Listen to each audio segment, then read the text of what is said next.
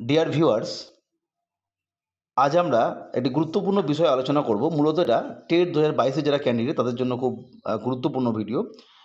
আমরা দেখেছিলাম যে গতকাল ঠিক বিকালের দিকে West Bengal board of primary education তাদের যে ওয়েবসাইট রয়েছে সেখানে কিন্তু টেট 22 যে ক্যান্ডিডেট তাদের জন্য পুনরায় টেট সার্টিফিকেট বা অ্যাপ্লিকেশন ফর্ম ডাউনলোড করার একটা লিঙ্ক প্রোভাইড করেছিল বা লিঙ্কটা অ্যাক্টিভ করেছিল।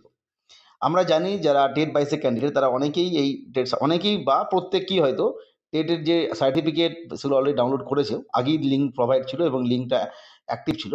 পরবর্তী সময় আমরা জানি সেই লিঙ্কে কাজ করছিল না।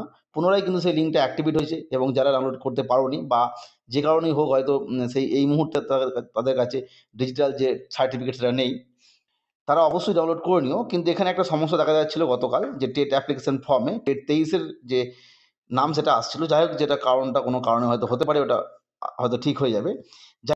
ফলে এই জায়গাটাতে একটা গুরুত্বপূর্ণ বিষয় বোঝা যাচ্ছে, টেট রিক্রুটমেন্ট প্রসেস যেটা 2024 ডিসেম্বরের মধ্যে আসার সম্ভাবনা দেখা দিচ্ছে, সেটা কিন্তু খুব দ্রুত হবে বলে আশা করা যাচ্ছে। কারণ সেই কারণেই হয়তো টেট 22 সার্টিফিকেটগুলো পুনরায় ইস্যু করা হচ্ছে। যেহেতু যদি কোনো কারো কাছে না থাকে বা কারো যে হারিয়ে যায় বা কেউ হয়তো কোনো কারণে ডাউনলোড করতে পারেননি, হয়তো জানতেন না সেই সময়, সেক্ষেত্রে তাদের যদি আর সমস্যা না হয় সেই জন্যই এই লিঙ্কটা পুনরায় অ্যাক্টিভেট করেছে বলে মনে হয়। ফলে যারা ডাউনলোড করনি তারা অবশ্যই যে টেট এলিজিবিলিটি টেস্ট 2022 লেখা আছে, টেট 22, কারণ আমরা জানি এখানে টেট 23 বা টেট বিএড এই সমস্ত বিষয়ের বিভিন্ন লিঙ্ক আছে। মূলত টেট যে 22 যেটা, সেখানে ক্লিক করলেই তোমরা দেখতে পাবে বিভিন্ন লিঙ্ক ওপেন হবে।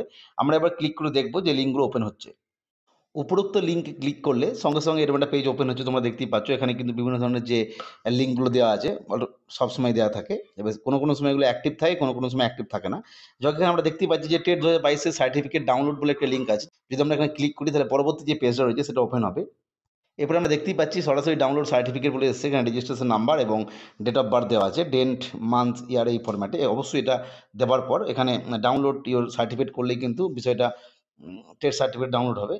যাই হোক, যারা ডাউনলোড করোনি তারা অবশ্যই ডাউনলোড করে নাও, কারণ পরবর্তী সময়ে কিন্তু এই লিঙ্ক যদি কোনো কারণে পুনরায় ডিঅ্যাক্টিভেট হয়ে যায়, সেক্ষেত্রে কিন্তু পরবর্তী যে নোটিফিকেশনটা আসবে সেক্ষেত্রে কিন্তু তখন খুব সমস্যা হতে পারে, কারণ পরবর্তী চাকরির ক্ষেত্রে এই সার্টিফিকেটটা কাজে লাগবে।